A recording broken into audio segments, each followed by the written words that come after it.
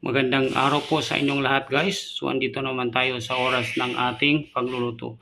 Ang ating recipe sa ngayon ay kinamatisang dia or tamayak. So meron tayong 1 kilo ng fresh na dia or tamayak. So siyempre ang ating mga sahog na ating gagamitin, meron tayong onion, luya, red chili, bell pepper, 1 piraso ng fish cubes. Siyempre guys, 2 piraso ng kamatis, at meron din tayong mga pampalasa tulad ng salt to taste, MAG. Gagamit tayo ng turmeric powder guys para po pananggal ng lansa ng ating lulutuin sa ngayon. So, siyempre ang ating cooking oil para po panggisa ng ating mga sahog.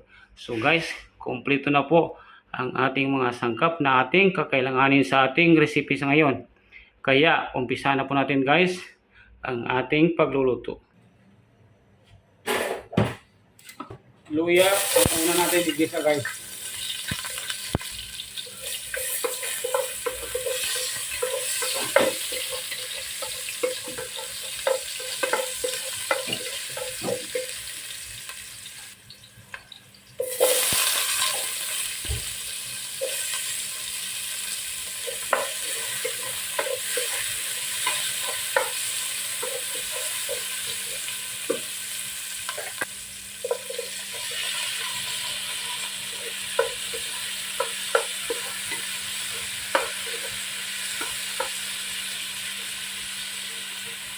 Gisahin muna natin guys ang ating mga sahog, lalong-lalo na po ang ating kamatis para po lumabas ang katas ng ating gagamitin na kamatis.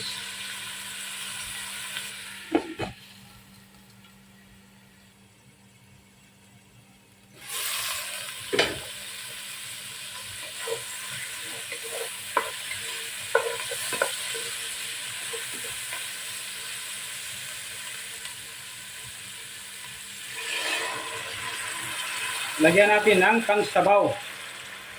So mainit na tubig guys ang aking ginamit.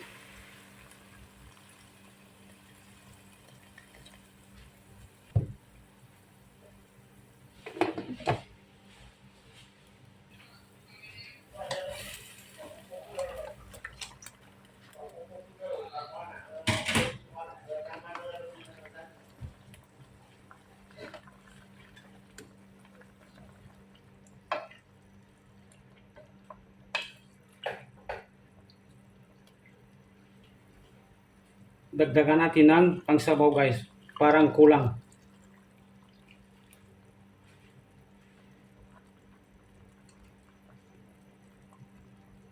Maglagay na po tayo ng pampalasa, salt to taste, 1 spoon at kalahati. MSG. Lagyan natin ng turmeric powder. Ang ating fish cubes.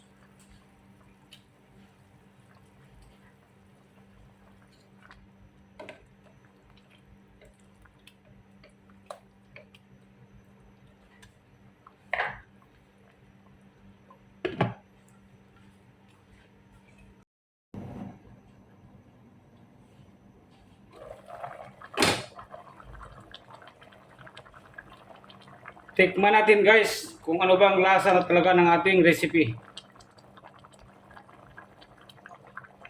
Dagdagan natin ng konting salt.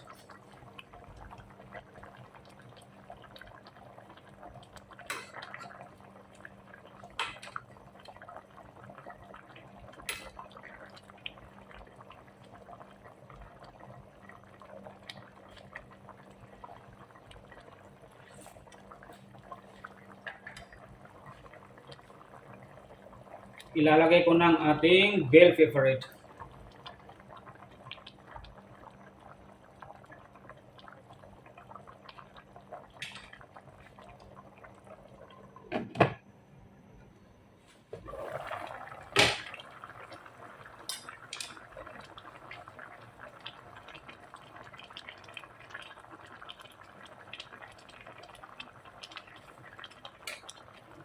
So ito na po guys, well done. Ang ating recipe sa ngayon na kinamatisang dia or tamayak. So please lang po guys, pag nagustuhan nyo ang ating recipe sa ngayon, paki-comment, like and share. At siyempre, paki-follow or subscribe na lang po.